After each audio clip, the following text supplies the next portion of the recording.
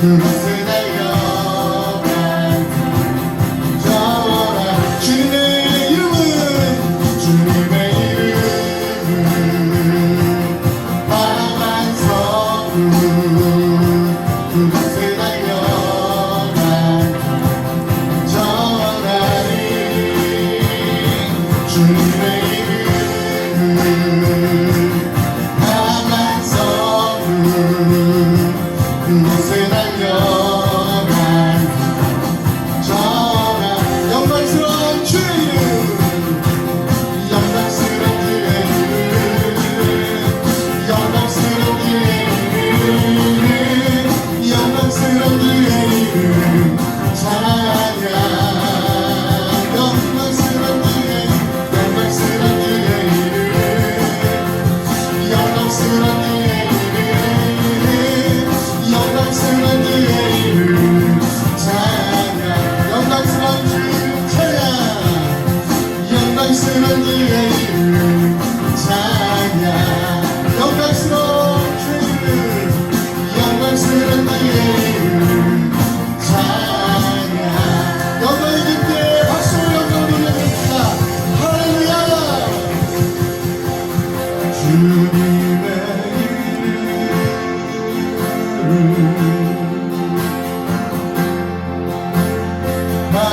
강한 성문 그곳에 달려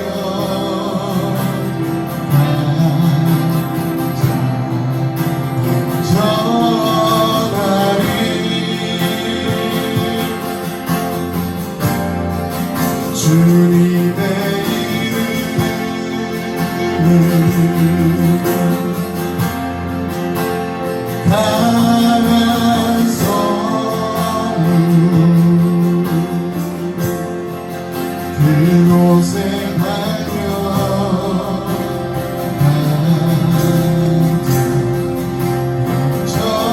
저라리 주님의 이름은 주님의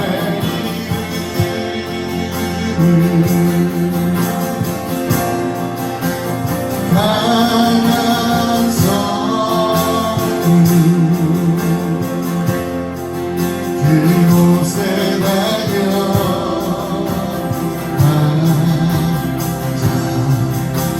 저라리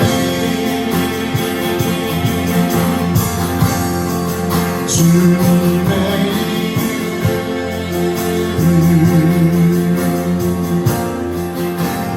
강한 성문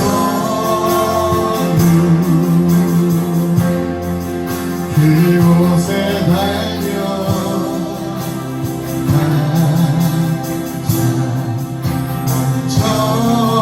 저라리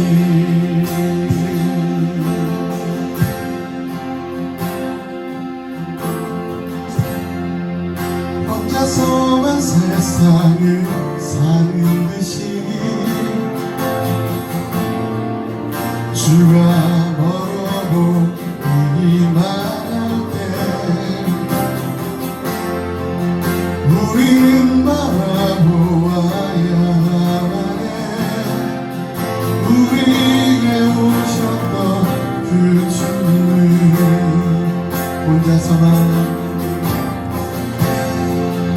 혼자서만 세상을 사는 듯이 주가 멀어 보이기만 할 때 우리는 바라보아야만 해 우리에게 오셨던 그 주님을 한 번 더 혼자서만 세상을 사는 듯이 주가 멀어 보이기만 할 때 우리는 바라보아야만 해 우리에게 오셨던 그 주님을 주님이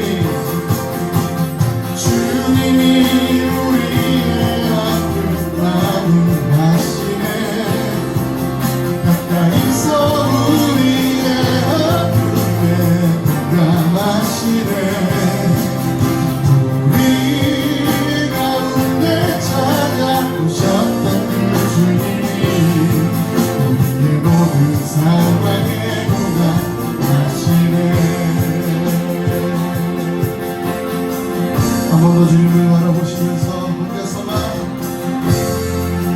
혼자서만 세상을 사는 듯이 주가 멀어보이기만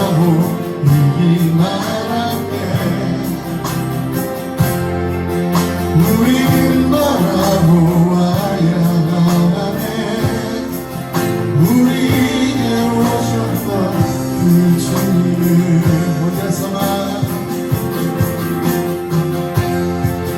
혼자서만 세상을 사는 듯이 주가 멀어보이기만 하네. 우리는 바라보아야 하네. 우리에게 오셨던 그 주님을 우리 마음 아십니다. 주님이 우리의 아픈 마음 아시네. 가까이서 우리의 아픔에 공감하시네. 우리 가운데 찾아오셨던 그 주님이 우리의 모든 상황에 공감하시네. 주님이 우리의 아픈 마음 아시네. 가까이서 우리의 아픔에 공감하시네. 우리 가운데 찾아오셨던 그 주님이 우리의 모든 상황에 공감하시네. 주님이 우리의 마음을 아십니다. 주님이 우리의 아픈 마음을 아시네. 가까이서 우리의 아픔에 공감하시네. 우리 가운데 찾아오셨던 그 주님이 우리의 모든 상황에 공감하시네. 오직 믿음으로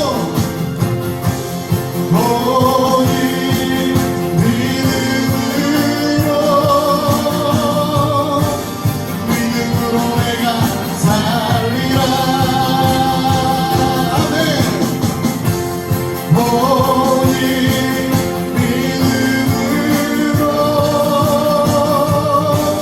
믿음으로 내가 살리라. 오직 믿음으로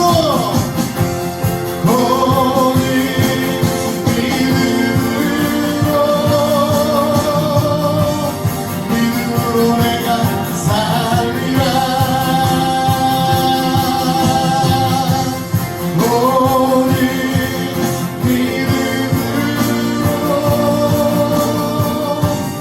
믿음으로 내가 살리라.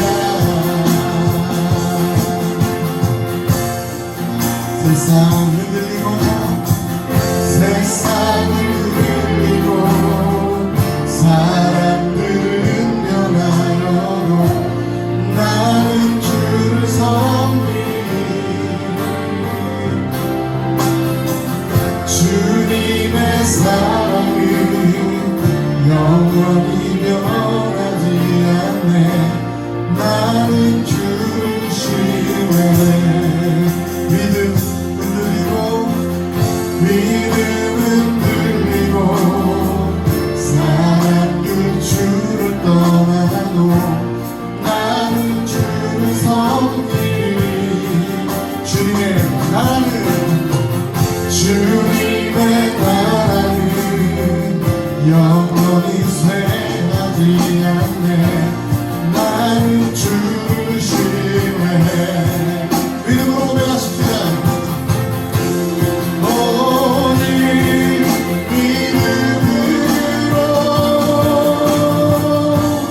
믿음으로 내가 살리라.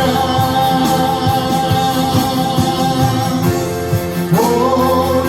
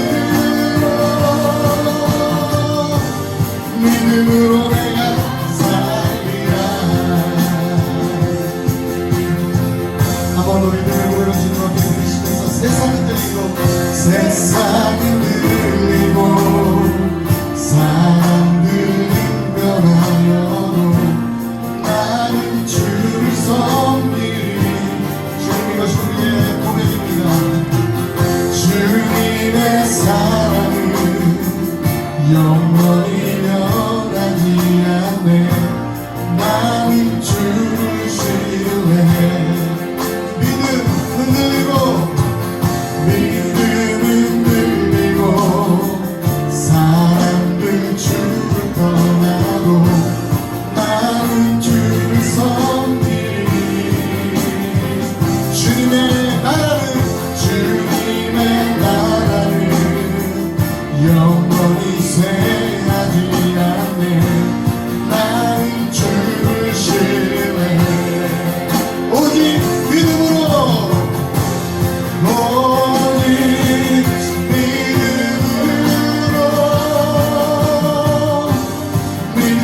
내가 살리라. 오직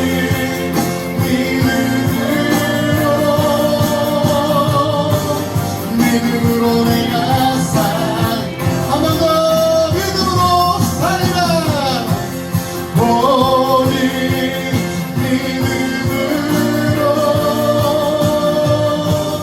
믿음으로 내가 살리라. 오직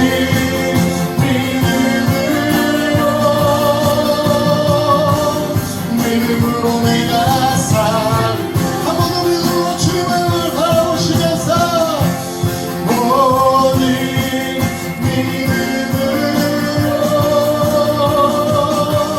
믿음으로 내가 살리라.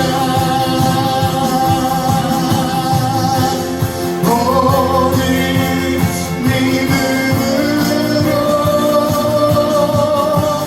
믿음으로 내가 오직 의는 믿음으로 말미암아 살리라.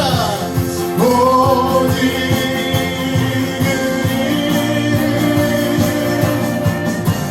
믿음으로 말미암아 살리라. 오직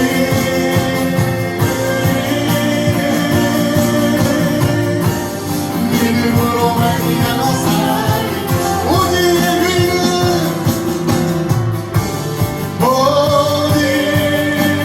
의는 믿음으로 말미암아 살리라. 오직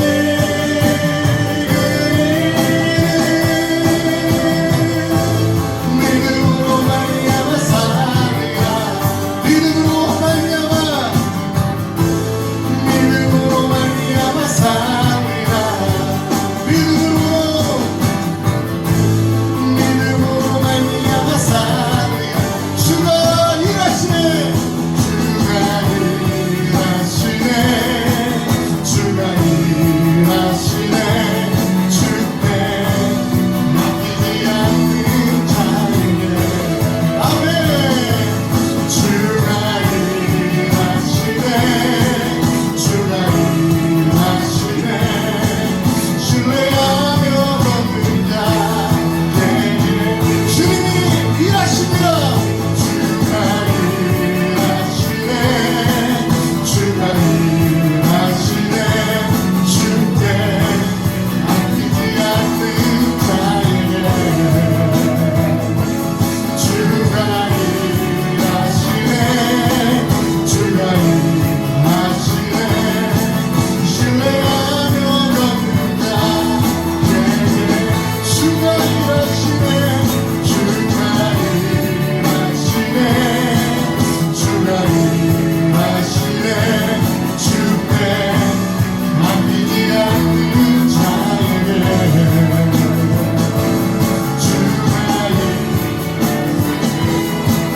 주가 일하시네. 신뢰하며 걷는 자에게. 주가 일하시네. 주가 일하시네. 주께 맡기지 않는 자에게. 주가 일하시네. 주가 일하시네.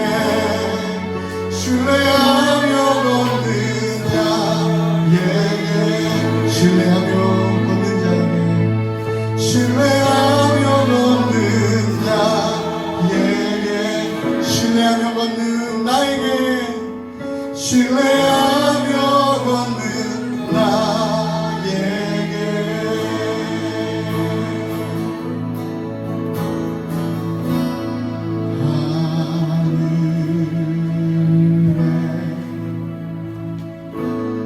하늘에 계신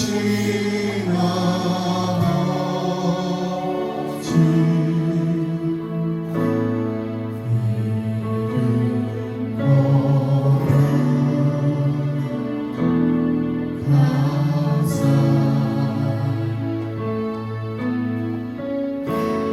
주님 나라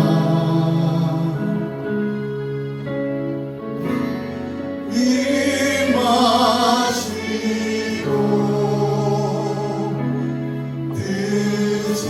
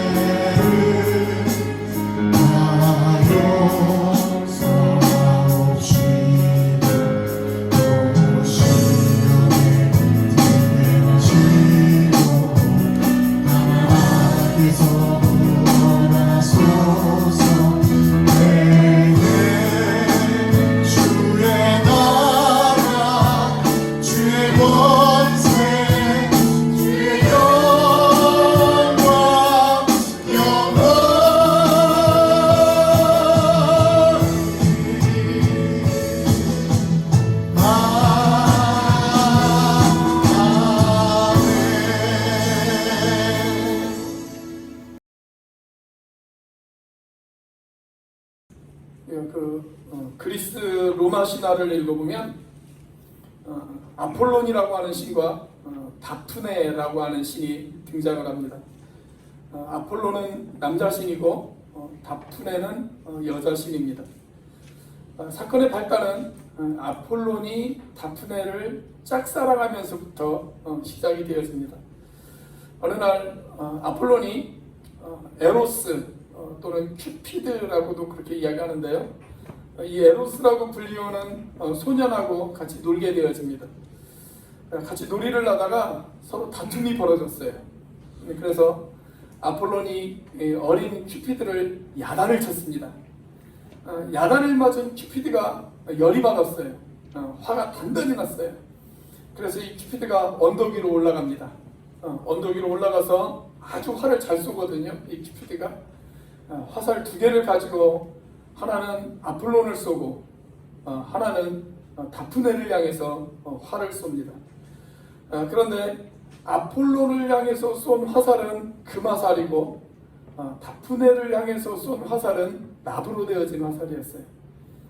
금으로 된 화살은 사랑을 고백하는 그런 화살이었습니다.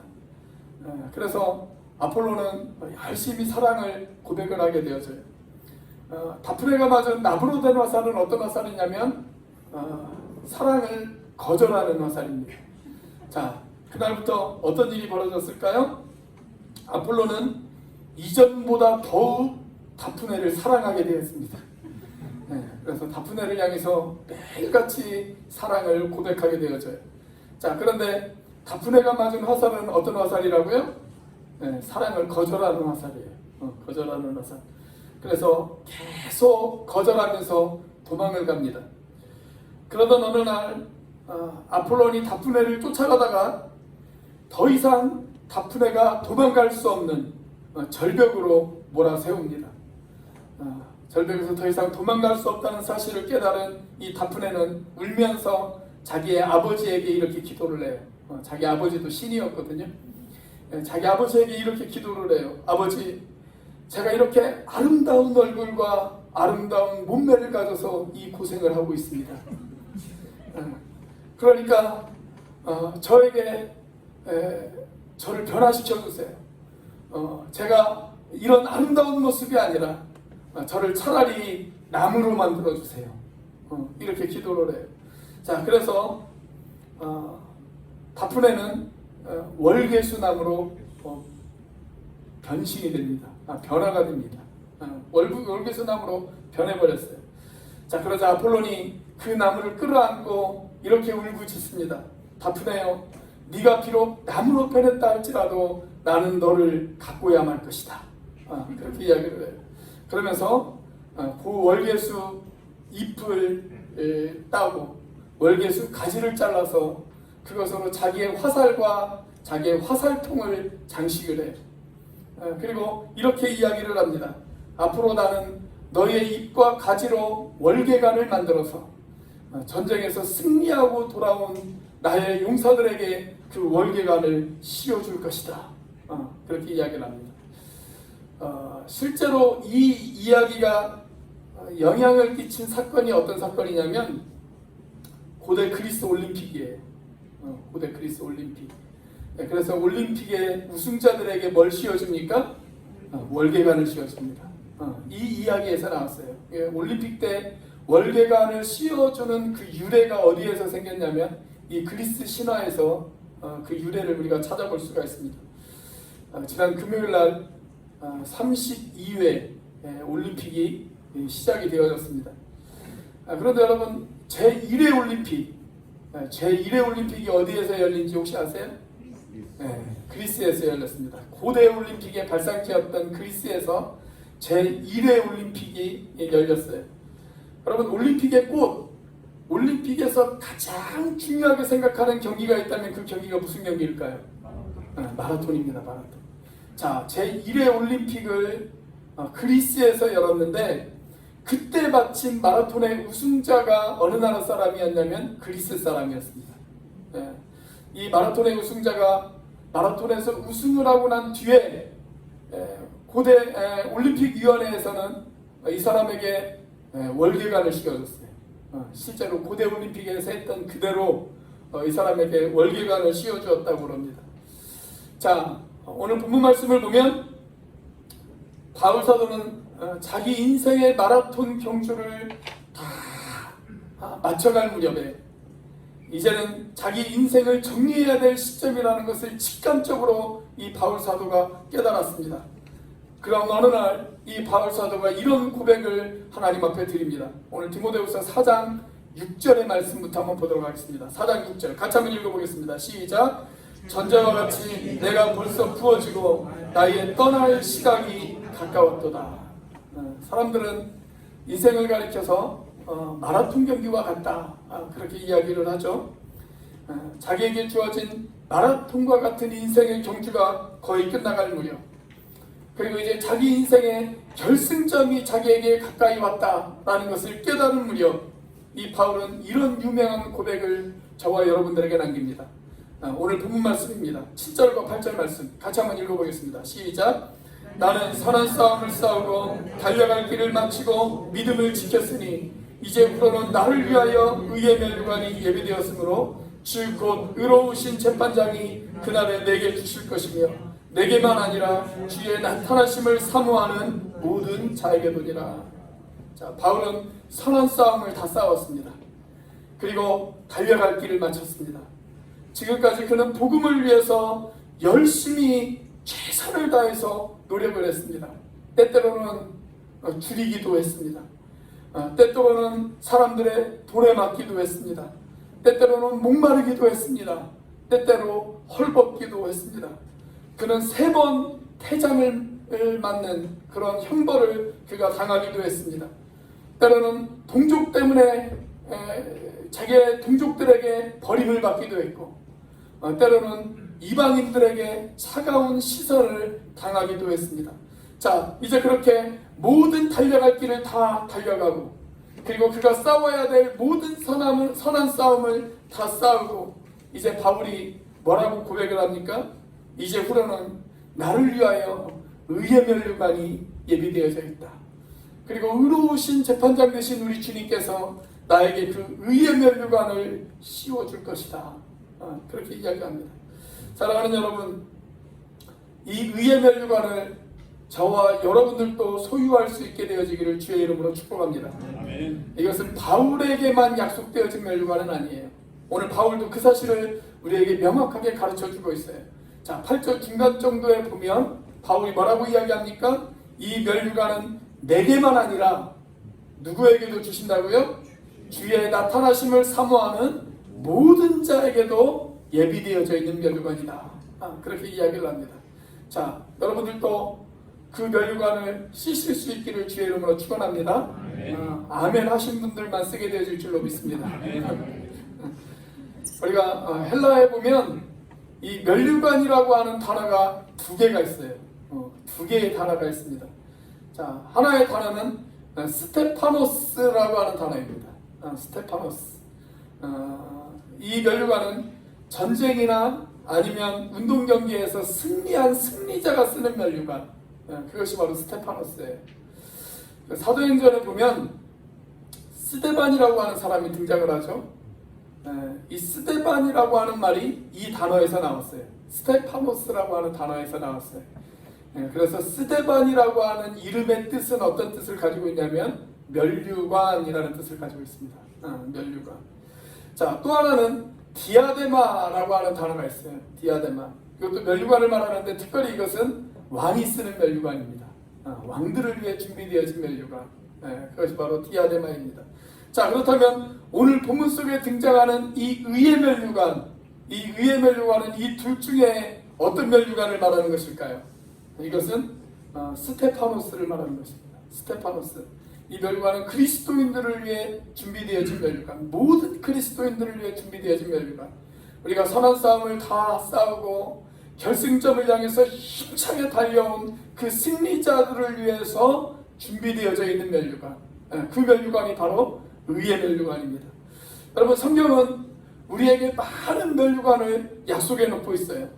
그런데 저와 여러분들이 가장 우선적으로 사모해야 될 멸류관이 있다면 저는 그것이 바로 의의 멸류관이다 라고 그렇게 생각이 되어집니다. 왜냐하면 의의 멸류관이 없이는 우리가 다른 멸류관을 받을 수 없기 때문에 그렇습니다. 여러분, 죄인에게 있어서 가장 필요한 것이 무엇일까요? 의로움을 인정받는 것, 그것이 필요해요. 여러분, 죄인이라는 것은 어떤 사람이 죄인입니까? 의가 없는 상태, 의롭지 못한 상태, 그게 죄인이에요. 자, 그렇기 때문에 죄인인 우리에게 가장 필요한 것이 있다면 바로 의입니다. 의. 그렇다면 죄인인 우리가 의로우신 하나님 앞에 어떻게 의로운 존재로 서게 되어질 수 있을까요? 이것이 성경이 저와 여러분들에게 묻는 가장 심오하고 가장 중요하고 가장 본질적인 질문 아니겠습니까? 죄인인 우리가 어떻게 의로우신 하나님 앞에 의로운 자로 설 수 있을까? 이것이 성경이 묻는 가장 중요한 질문이에요. 그 해답이 의의 멸류관 안에 들어가 있습니다. 자, 우리는 어떻게 의의 멸류관을 쓸 수 있을까요? 첫째로 예수 그리스도를 믿음으로 의롭다함을 얻어야 합니다. 예수 그리스도를 믿음으로 의롭다함을 얻어야 합니다. 이것이 사실 기독교의 가장 중요한 교리예요. 기독교의 가장 본질적인 교리, 성경 66권이 이야기하는 가장 본질적인 것, 예수 그리스도를 믿음으로 우리가 의롭다함을 얻는 것이라고 이야기할 수가 있습니다. 자, 바울이 예수님을 만난 날, 바울이 예수님을 자신의 구주와 주님으로 영접한 날, 그가 다메섹 도상으로 가는 도중에 그렇게도 자기가 핍박했던 그 예수가 실은 메시아이고 자기의 주가 되시고 자기의 구주가 되신다는 사실을 깨닫고 그 예수님을 주로 고백한 그 순간, 바로 그 순간 바울은 사실 의로운 존재가 되어졌어요. 의로운 존재가 되어졌습니다. 그때 바울은 죄인의 신분에서 의인의 신분으로 신분상 변화가 일어났습니다. 자, 나중에 바울은 그 신분상 변화가 일어난 그 경험을 가리켜서 뭐라고 이야기를 하냐면 이렇게 이야기를 해요. 고린도후서 5장 17절 같이 한번 읽어보겠습니다. 시작. 그런즉 누구든지 그리스도 안에 있으면 새로운 피조물이라 이전 것은 지나갔으니 보라 새 것이 되었도다. 자, 이제 우리는 새로운 피조물이 되어졌습니다. 새로운 존재가 되어졌어요. 새로운 존재가 되어졌다는 것을 다른 말로 뭐라고 이야기할 수가 있을까요? 의인이 되었다. 그렇게 이야기할 수가 있어요. 의인이 되었다. 이제 여러분들은 의인이 되셨습니다. 믿으십니까? 우리 옆에 있는 분에게 한번 물어보세요. 의인이십니까? 한번 물어보세요. 다시 한 번만 물어보겠습니다. 진짜 의인이 되셨습니까? 한번 물어보세요. 진짜 자꾸 물어보면 당황하죠? 자신이 막 없어지고. 제가 가끔 성경 공부 시간이나 아니면 침례문답 같은 거 할 때 제가 계속 물어보는 경우가 있어요. 진짜 의인이세요? 한 번은 자신 있게 대답해요. 두 번 정도 물어보면 목소리가 좀 줄어들어요. 한 5번 정도 물어보면 어떻게 되는지 아세요? 글쎄요. 글쎄요. 자신이 없네요. 그렇게 이야기를 합니다. 여러분, 이 질문 앞에 흔들리는 사람, 자신의 구원을 다시 한번 재점검하셔야 됩니다. 다시 한번 재점검하셔야 돼요. 바울이 나중에 자기의 모든 신학을 집대성에서 쓴 책이 한 권 있어요. 그 책이 바로 로마서입니다. 로마서. 바울의 모든 신학이 다 들어가 있어요. 근데 이 로마서를 딱 두 파트로 나눌 수 있다면 첫 번째 파트가 딱 절반이에요. 1장부터 8장까지. 거기에서 바울이 무엇을 이야기하고 있냐면 바로 이 주제를 다루고 있습니다. 죄인인 우리가 어떻게 의로우신 하나님 앞에 의로운 존재가 되어질 수 있는가? 그 부분을 다루고 있어요. 정답은 무엇입니까? 오직 예수 그리스도를 믿음으로만 우리는 의롭다 하심을 받을 수 있다. 이게 정답입니다. 여러분, 다른 어떤 것도 필요 없어요. 내가 무엇을 지켜서 의롭다함을 얻는 것이 아닙니다. 내가 무엇인가를 이루어서 의롭다함을 얻는 것이 아니에요. 내가 어느 정도 수준까지 올라가야 의롭다함을 받는 것이 아닙니다. 오늘날 이단들이나 아니면 율법적인 목회자들은 오늘날도 뭐라고 이야기를 하냐면, 그래도 우리가 어느 정도 수준까지는 올라가야 마치 우리에게 구원이 있는 것처럼 그렇게 가르치는 사람들이 있어요. 아니에요. 성경은 그것을 이야기하고 있지 않아요. 우리는 어떻게 의롭다함을 얻을 수 있습니까? 오직 믿음으로만 의롭다함을 얻을 수가 있습니다. 아까 우리가 불렀던 찬양처럼 오직 믿음으로만 우리가 의롭다함을 얻을 수가 있어요. 우리는 아무런 대가를 지불할 필요가 없습니다. 오직 전적인 하나님의 은혜로 저와 여러분들이 의롭다함을 받게 되어진 줄로 믿으시기를 바랍니다. 여러분, 아직도 우리 가운데 그 질문 앞에 마음이 흔들리시는 분들 혹시 계실지 모르겠어요. 목사님, 제가 의인이라니요? 제가 어떤 삶을 살아오고 어떻게 살아가고 있는지 하늘도 알고 땅도 알고 제 양심도 압니다. 그렇게 대답하시는 분들이 혹 계실지 모르겠습니다. 그런데 여러분, 우리는 과거에도 죄악 가운데 있었어요. 우리는 그리고 현재도 죄를 짓고 살아가고 있습니다. 그리고 제가 100% 확신하건대 우리는 앞으로도 죄를 지으면서 살아갈 것입니다. 그러나 여러분, 우리가 그렇게 여전히 죄악 가운데 있지만 하나님은 저와 여러분들을 의인이라고 인정해 주셨다는 것입니다. 물론 여기에는 전제가 하나 붙어요. 내가 정말 예수님을 내 인생의 주님으로 모셨다면 이라고 하는 전제가 붙습니다. 그런데 사단은 자꾸 우리의 마음을 흔들기 시작합니다. 사단은 자꾸 우리에게 이렇게 속삭입니다. 네가 의인이라고? 네 모습을 봐. 네 꼬락선 일을 한번 봐봐. 네가 수없이 넘어지고 수없이 죄를 짓고 수없이 흔들리고 있는데 네가 어떻게 의인이 되어질 수가 있어? 네 모습을 한번 봐. 이렇게 속삭여요. 그러나 사단의 음성이 들릴 때마다 예수의 이름으로 그 사단의 음성을 쫓아내실 수 있는 여러분들이 되시기를 주의 이름으로 축원합니다. 여러분, 여러분들은 의인입니까? 아니면 죄인입니까? 여러분들은 의인입니다. 여러분의 신분은 더 이상 죄인이 아니에요.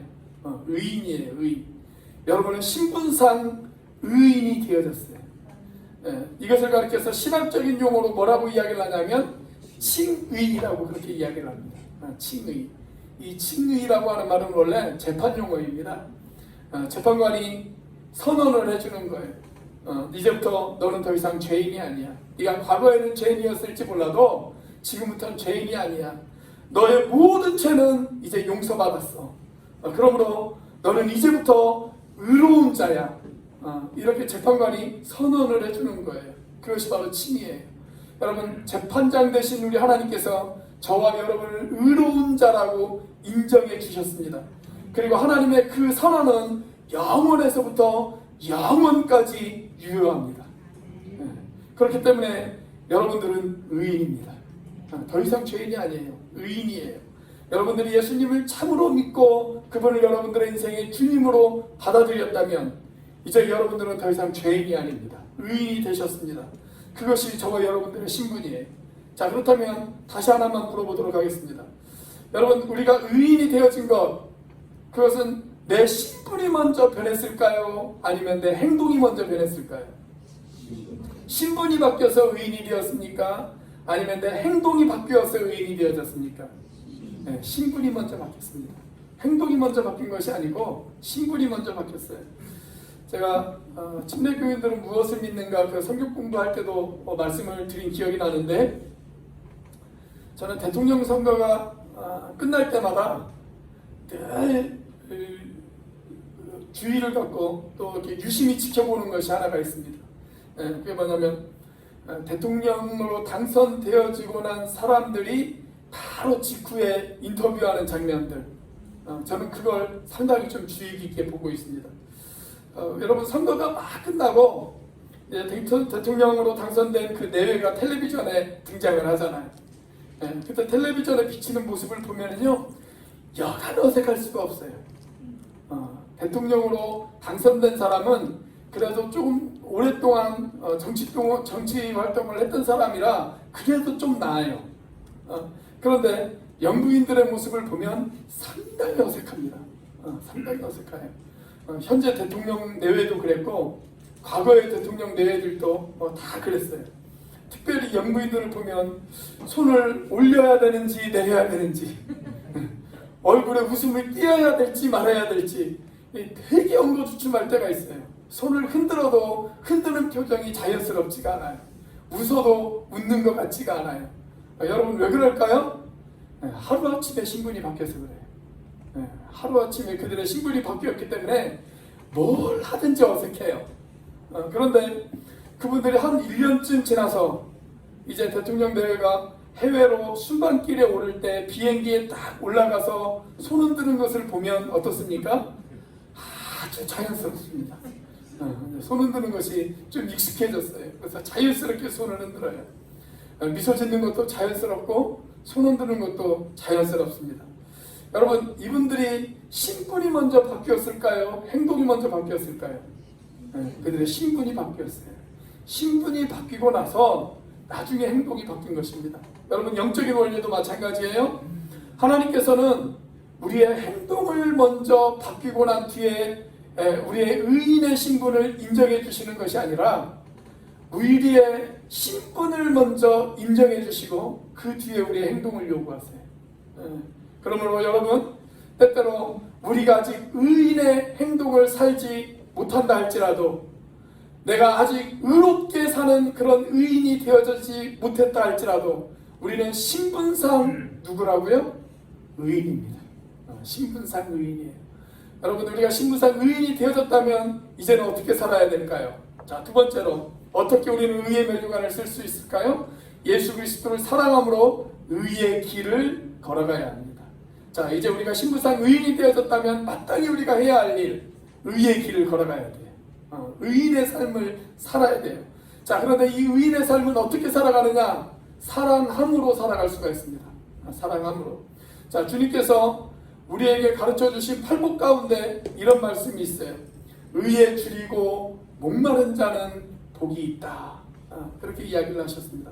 자, 여러분, 의에 줄여보신 적이 있으십니까? 여러분, 의에 목말라 보신 적이 있으십니까? 의에 줄이고 목마르다는 말이 과연 무슨 말일까요? 자, 그것은 우리의 인격이 주님의 인격을 닮아가는 것, 그것을 말하는 거예요. 내 행위가 주님을 닮아가는 거예요. 내 말이 주님을 닮아가는 거예요. 사람들을 대하는 태도가 주님을 닮아가는 거예요. 내 생각이 주님을 닮아가는 거예요. 그렇게 내 모든 삶이 예수님에 대해서 줄이고 목말라 하는 것, 그것이 바로 의에 줄이고 목말라 하는 삶입니다. 다시 말하면 목이 마르고 배가 고프도록 주님을 사모하는 것, 주님을 사랑하는 것, 그것을 말하는 거예요. 여러분, 사마리아 여인을 한번 생각해 보십시오. 이 여인은 정말로 의에 줄이고 목이 말랐던 그런 여인이었습니다. 얼마나 줄이고 목 말랐으면 남편을 5이나 바꾸었어요. 그렇게 5번이나 남편을 바꾸었는데도 여전히 줄이고 목 말라요. 그의 삶에 갈증이 있어요. 그의 삶에 갈급함이 있어요. 채워지지 않는 목마름이 그의 삶 가운데 있었습니다. 그 갈급함을 가지고 어느 날 물을 길러 우물가에 나왔습니다. 그때 예수님을 만났어요. 예수님께서 이 여인을 향해서 뭐라고 이야기를 하십니까? 네가 지금 길러온 이 물을 마시는 자마다 다시 목마르려니와, 그렇게 이야기를 하십니다. 여러분, 우리가 아무리 쾌락의 물을 마셔도 우리는 다시 목마릅니다. 우리가 아무리 재물의 물을 마셔도, 우리가 아무리 권력의 물을 마셔도, 우리가 아무리 인기의 물을 마셔도 세상이 주는 물은 다시 목마를 수밖에 없습니다. 자, 그런데 예수님께서 그녀를 바라보시면서 이렇게 이야기를 하시잖아요. 내가 주는 물을 마시는 자는 다시 목마르지 않을 것이다. 그렇게 이야기하십니다. 그날 이 여인이 예수님을 만나고 그녀의 마음 가운데 진정한 해갈의 기쁨을 누렸어요. 저는 이 여인이 다시는 목마르지 않았을 것이라고 믿습니다. 그래서 너무나도 기쁘고 너무나도 행복해서 자기 마을로 달려가잖아요. 자기 마을로 달려가서 사람들에게 이야기를 해요. 내가 메시아를 만났다고, 내가 예수님을 만났다고, 내가 하나님의 아들을 만났다고 그녀가 자랑하지 않습니까? 우리가 잘 알고 있는 시편 23편 3절 말씀에 보면 이렇게 말씀하고 있어요. 내 영혼을 소생시키시고 자기 이름을 위하여 의의 길로 인도하시는도다. 성경은 우리 목자 되신 하나님께서 우리를 의의 길로 인도하신다고 그렇게 말씀하고 계십니다. 여러분, 우리가 어떻게 의의 길을 걸어갈 수가 있을까요? 그냥 우리가 단순하게 내가 의롭게 살아야지, 내가 이제부터 오늘부터 의인이 되어야지, 그렇게 결단하고 결심하면 우리가 의의 길을 걸어갈 수가 있을까요? 내가 도덕적으로 살고 아니면 내가 윤리적으로 살면 내가 의의 길을 걸어갈 수가 있을까요? 그렇지 않습니다. 성경은 도덕을 무시하지는 않지만 성경은 도덕을 초월합니다. 성경은 도덕을 가르치지는 않아요. 그렇지만 도덕을 무시하지도 않아요. 도덕이 이루어지지 않는 곳, 도덕이 포기한 곳, 바로 그곳에서 복음이 시작되어집니다. 내가 도덕적으로 살아야지, 내가 윤리적으로 살아야지, 그렇게 마음 가운데 작정했는데 도덕적으로 살지 못해요. 윤리적으로 살지 못해요. 내가 실패했어요. 바로 거기에 복음이 시작되어지는 거예요. 네가 도덕적으로 살지 못했지만, 네가 윤리적으로 살지는 못했지만, 그러나 하나님의 복음은 무엇입니까? 그런 우리를 의인으로 만들어주시겠다는 것입니다. 그것이 여러분 하나님의 말씀이고 하나님이 저와 여러분들에게 주신 그런 복음인 줄로 믿으시기를 바랍니다. 그렇기 때문에 여러분, 우리가 어떻게 의의 길을 걸어갈 수가 있을까요? 내가 무엇인가 큰 일을 이룬다고 해서 의의 길을 걸어갈 수 있는 것이 아니에요. 내가 무엇인가 거창한 일을 해냈다고 해서 의의 길을 걸어갈 수 있는 것이 아닙니다. 내가 무엇인가를 이루었다고 해서 그것이 의의 길을 걸어갈 수 있는 것이 아닙니다. 내가 어떻게 의의 길을 걸어갈 수 있을까요? 그냥 예수님 사랑하면 되는 겁니다. 그냥 예수님 사랑하면 돼요. 그냥 그 예수님 사랑하고 그 예수님께 빠져 살면 여러분 의의 길을 걸어갈 수가 있어요. 그렇게 예수님이 내 인생의 우선순위가 되어지고, 내가 물질보다 예수님 더 사랑하고, 내가 나에게 주는 그 어떤 것보다 내가 예수님 더 사랑하고, 내가 그렇게 예수님 사랑하고 예수님 좋아하고 그렇게 예수님 사랑해서 예수님 따라가다 보면 어느 날 문득 내 인생을 뒤돌아보니 내가 의의 길을 걸어가고 있는 거예요. 내가 의의 길을 걸어가고 있어요. 그렇게 내 말에서 예수님의 모습이 나와요. 내 생각에서 예수님의 모습이 나와요. 내 행동에서 예수님의 모습이 드러나요.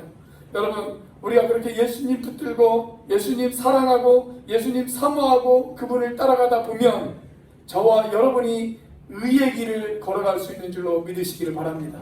내가 도덕적으로 윤리적으로 정말 이제부터는 의인의 삶을 살아야지 결단한다고 해서 되는 게 아니에요. 그냥 예수님 사랑하다 보면 저절로 의의 길을 걸어가게 되어지는 거예요. 그렇게 되시기를 주님의 이름으로 축원합니다. 자, 우리는 어떻게 의의 면류관을 쓸 수 있을까요? 마지막 세 번째로 예수 그리스도를 소망함으로 의의 면류관을 얻을 수 있습니다. 자, 믿음, 소망, 사랑이 다 나왔죠? 예수님을 믿음으로, 예수님을 사랑함으로, 예수님을 소망함으로 우리는 의의 면류관을 쓸 수가 있어요. 자, 바울이 자기가 달려온 인생의 모든 경주를 다 마친 후에 이제는 바울은 의의 면류관 얻을 것을 소망하고 있습니다. 자, 8절 말씀입니다. 같이 한번 읽어보겠습니다. 시작. 이제 후로는 나를 위하여 의의 면류관이 예비되었으므로 즉 곧 의로우신 재판장이 그날에 내게 주실 것이며 내게만 아니라 주의 나타나심을 사모하는 모든 자에게노니라. 자, 그런데 그 면류관은 바울만을 위해서 준비되어진 면류관이 아니라, 자, 바울은 여기서 고백하기를 뭐라고 이야기를 합니까? 주의 나타나심을 사모하는 모든 자에게 준비되어진 면류관이다. 그렇게 이야기를 하고 있습니다. 어떤 사람에게 준비되어졌다고요? 주의 나타나심을 사모하는 모든 자에게. 다시 말하면 주님의 재림을 사모하는 사람들, 주님의 다시 오심을 사모하는 사람들, 내가 어느 날 얼굴과 얼굴을 맞대고 그 주님을 만나게 되어질 것을 고대하고 기대하고 고망하는 사람들, 그들에게 의의 면류관이 준비되어져 있다. 그렇게 이야기하고 있습니다. 자, 그런데 여기 보니까 다시 오실 그 주님을 가리켜서 뭐라고 이야기를 하냐면 의로우신 재판장이다. 그렇게 이야기를 합니다. 의로우신 재판장. 사랑하는 여러분, 우리는 언젠가 우리가 달려가야 될 모든 길을 다 마치고 의로우신 재판장 되신 주님 앞에 서게 되어질 날이 올 것입니다. 그리고 그 의로우신 재판장 되신 그 주님께서 저와 여러분들을 심판하실 것입니다. 그런데 그 심판은 멸망의 심판이 아니에요. 여러분, 그 심판은 우리를 정죄하기 위한 심판이 아닙니다. 이미 저와 여러분의 신분은 어떤 신분이라고요? 의인의 신분이에요. 의인의 신분. 이미 우리는 의인의 신분이 되어졌기 때문에 이 심판은 멸망의 심판이 아니에요. 저와 여러분들을 정죄하기 위한 심판이 아니에요. 성경은 저와 여러분들을 향해서 예수님께서 이렇게 이야기를 하셨어요. 내가 진실로 진실로 너희에게 이르노니 내 말을 듣고 또 나 보내신 이를 믿는 자는 영생을 얻었고 심판에 이르지 아니하나니 사망에서 생명으로 옮겼느니라. 그렇게 이야기합니다. 이미 예수님을 믿는 사람은 심판에 이르지 않는다. 그는 사망에서 생명으로 이미 옮겨졌다. 그렇게 이야기를 하세요. 자, 그런데 여기에서 말하는 심판은 어떤 심판일까요? 자, 고린도후서 5장 10절 같이 한번 읽어보겠습니다. 시작. 이는 우리가 다 반드시 그리스도의 심판대 앞에 나타나게 되어 각각 선악간에 그 몸으로 행한 것을 따라 받으려 함이라. 아니, 목사님, 아까 우리는 심판에 이르지 아니한다고 말씀하셨는데요, 우리가 왜 또 심판대 앞에 서야 됩니까? 이렇게 말씀하시는 분이 계실지 모르겠어요. 여러분, 이 심판은 아까도 말씀드렸던 것처럼 멸망의 심판이 아니에요.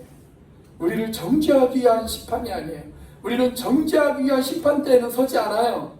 그 심판은 우리는 이미 통과했어요. 우리는 이미 의인이 되어졌기 때문에 그 심판을 받지 않아요. 자, 여기서 말하는 심판, 고린도후서 5장 10절에서 말하는 심판은 어떤 심판이냐면, 이 심판대라고 하는 말이 헬라어로 베마입니다. 베마. 지금도 여러분들이 성지순례 가셔서 고린도의 그 경기장을 가보시면 그 경기장 옆에 심판대가 있어요. 심판대. 그 심판대에 보면, 여기에 보면 여기 판이 하나 있죠. 이 판에 뭐라고 쓰여져 있냐면 베마라고 쓰여져 있습니다. 베마.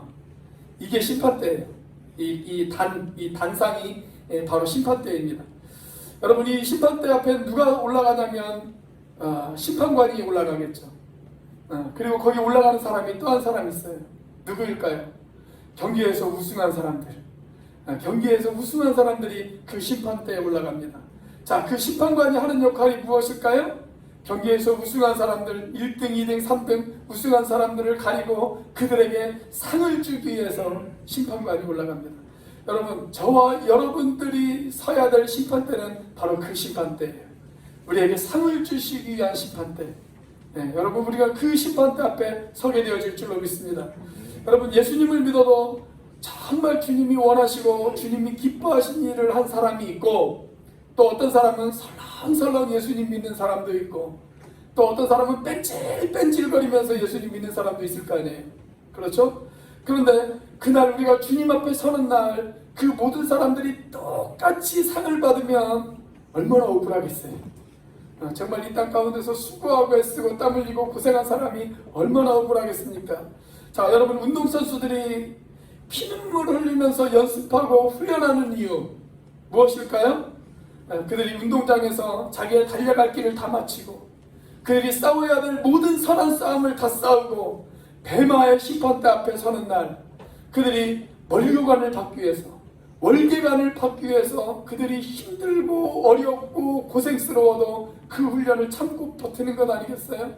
그렇게 잘 참은 사람들, 농땡이 치지 않고 설렁설렁 훈련받지 않고 잘 그 훈련을 받은 사람들은 나중에 그 뱀마의 심판대 앞에서 영광의 면류관을 쓰게 되어질 것입니다. 여러분, 고대 그리스 아테네와 고린도를 중심으로 한 그 올림픽 경기에 관련된 그 책을 읽다 보니까 이런 내용이 있더라고요. 옛날 고대 고린도에서 마라톤에서 우승한 선수들이 입장할 수 있는 문이 있었대요. 마라톤에서 우승한 선수들이 통과하게끔 성벽 한쪽을 헐어버렸어요. 그리고 거기다 문을 만들었어요. 그런데 그 문은 아무나 들어올 수 없습니다. 마라톤 경기를 뛰는 선수들만 들어올 수 있어요. 선수들만 그 문을 통과할 수가 있어요. 자, 그런데 이렇게 마라톤 경기에서 우승한 우승자들은 3번에 걸쳐서 아주 큰 박수를 받는다고 그래요. 첫 번째는 아무도 통과할 수 없는, 오직 마라톤 경기를 뛴 선수들만 통과할 수 있는 그 문을 통과해서 성문 안으로 들어올 때, 그때 큰 박수를 받아요. 그때 선수들이 그 문을 통과해서 성문 안으로 들어오면 사람들은 자기들이 하는 일을 멈추고 자리에서 벌떡 일어나 그 선수들을 향해서 우리와 같은 박수를 칩니다. 그때 첫 번째 박수 소리가 울려 퍼져요. 두 번째 박수는 이 승리자가 뱀마의 심판대 앞에 서게 되어질 때입니다. 그 심판대에 올라가는 순간 나팔수의 나팔 소리가 들립니다. 그리고 황제나 총독이 월계관을 들고 그 경기장으로 입장을 합니다. 그때 모든 관중들이 다 자리에서 일어나 박수를 친다고 합니다. 그때 두 번째 큰 박수 소리가 들려요. 자, 이제 마지막으로 황제가 월계수 그 푸른 잎으로 만든 월계관을 가지고 승리자에게 다가갑니다. 그러면 승리자가 머리를 숙여요. 그때 황제가 그 머리 위에 월계관을 씌워줍니다. 그때 다시 한번 3번째 큰 박수 소리가 그 경기장에 끝없이 울려 퍼진다고 그래요. 여러분, 우리는 이와 비슷한 광경을 어디에서 볼 수가 있을까요? 어느 날 우리 인생의 모든 경주를 마친 후에 우리는 저 천국문을 통해서 천국에 입성하게 되어질 것입니다.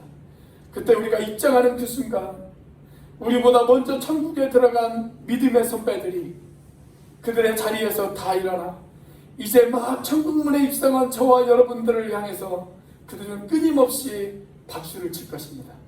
그때 천성에서 첫 번째 박수 소리를 우리는 듣게 되어질 것입니다. 그리고 드디어 우리가 그토록 사모하고 사랑하는 주님께서 저와 여러분들이 뱀마의 심판대 앞에 서게 되어지는 그날, 그 순간 주님께서 월계수 푸른 그 면류관을 가지고 그 휘황찬란한 면류관을 가지고 저희들에게 다가올 것입니다. 그때 천군천사의 나팔 소리가 들리면서 두 번째 박수 소리가 저와 여러분들에게 울려 퍼질 것입니다. 그리고 주님께서 저와 여러분들에게 다가와 저희들의 머리 위에 주님께서 그 영광의 면류관을 씌워주는 그 순간 천국에서 끊이지 않는 3번째 박수 소리가 울려 퍼지게 되어질 것입니다. 여러분, 이 땅의 월계관은 아무리 영광스러워도 언젠가는 그 잎이 시들고 마를 수밖에 없는 그러한 면류관입니다. 그러나 장차 저와 여러분들이 받을 그 의의 면류관, 그것은 결코 시들거나 사라지지 않는 면류관일 것입니다. 그때 우리는 신분상으로만 의로웠던 우리가 드디어 그 면류관을 받는 그 순간, 우리는 이제 완전한 의로운 존재로 변화되어져서 주님께서 저와 여러분들에게 이렇게 말씀하실 것입니다. 사랑하는 아들아, 사랑하는 내 딸아, 이제 나와 함께 영원에서 영원까지 안식을 누리자. 그렇게 말씀하실 겁니다. 여러분, 그날을 사모하십니까? 여러분, 그날이 기다려지십니까? 그 생각을 하면 가슴이 설레이지 않으십니까? 그렇다면 우리의 남은 인생의 경주, 우리의 남은 싸움, 우리는 어떻게 달려가야 되고 어떻게 싸워야 될까요? 기도하시겠습니다.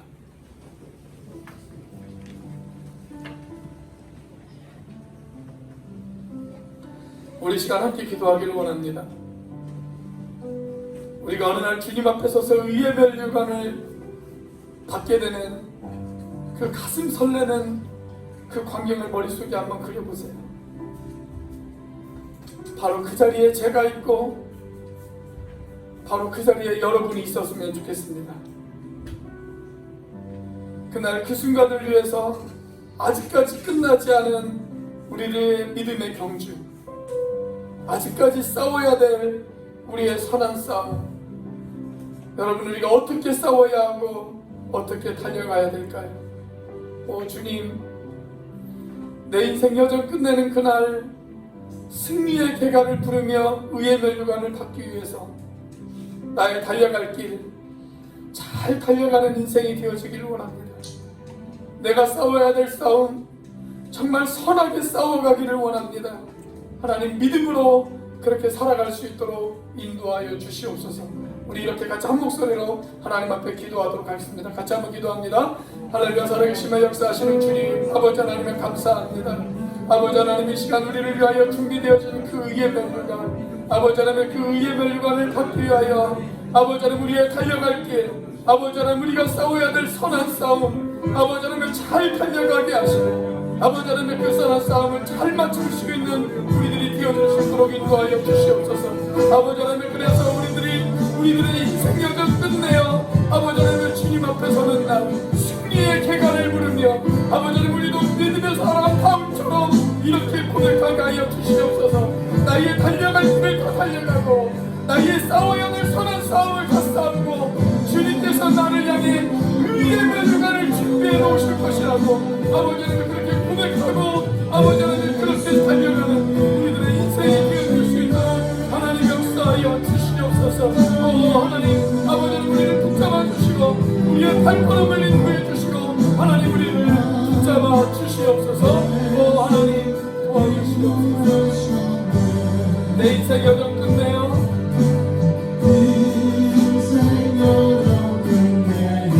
간 것도 언덕 이를 때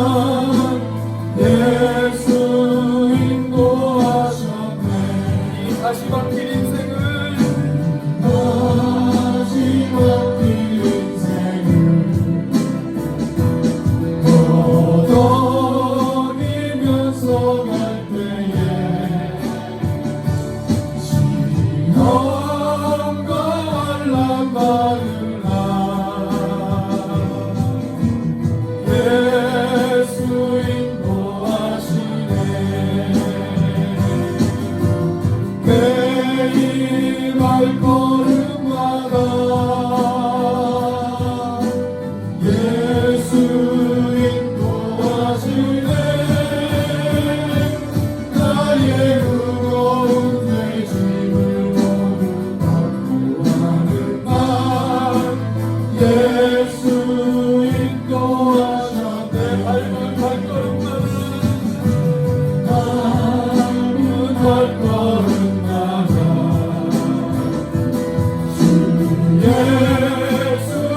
살피시사 승리의 개가 부르며 네가 부르며 찬송하리라. 주를 찬송하리라 매일 발걸음마다 예수 인도하시네 나의 무거운 죄짐을 걱정하는 날 예수 인도하시네 매일 발걸음마다 매일 발걸음마다 예수 인도하시네 나의 무거운 죄짐을 걱정하는 날 예수 인도하시네 예수 인도하시네 예수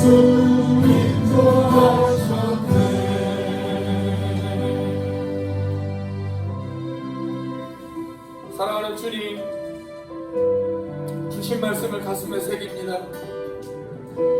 주님 앞에 서는 날, 아버지 하나님, 주님께서 우리에게 주실 그 의의 면류관을 하나님 우리가 사모합니다. 주님을 믿는 그 믿음을 가지고 우리가 싸워야 하는 선한 싸움을 싸우게 하시고 우리가 달려가야 할 믿음의 경주를 다 마칠 수 있도록 인도하여 주시옵소서. 그래서 그날 승리의 개가를 부르며 주님을 찬송하며 의의 면류관을 머리에 받아쓰고 주님과 함께 영원에서 영원까지 안식을 누릴 수 있는 우리들이 되어줄 수 있도록 인도하여 주시옵소서. 이제는 우리를 위하여 십자가에 달리신 성자 하나님의 은혜와 그 독생자를 죽기까지 내어주신 성부 하나님의 사랑과 지금도 그 사랑을 깨닫게 하시고 충만하게 하시는 성령 하나님의 교통하심이 우리가 싸워야 할 선한 싸움을 싸우고 달려야 할 믿음의 경주를 마친 후에 주님께서 우리에게 주실 그 의의 면류관을 사모하며 고대하는 우리 온누리교회 형제자매들 머리 위에 지금부터 영원까지 함께 하시기를 간절히 축복하며 기도하옵나이다.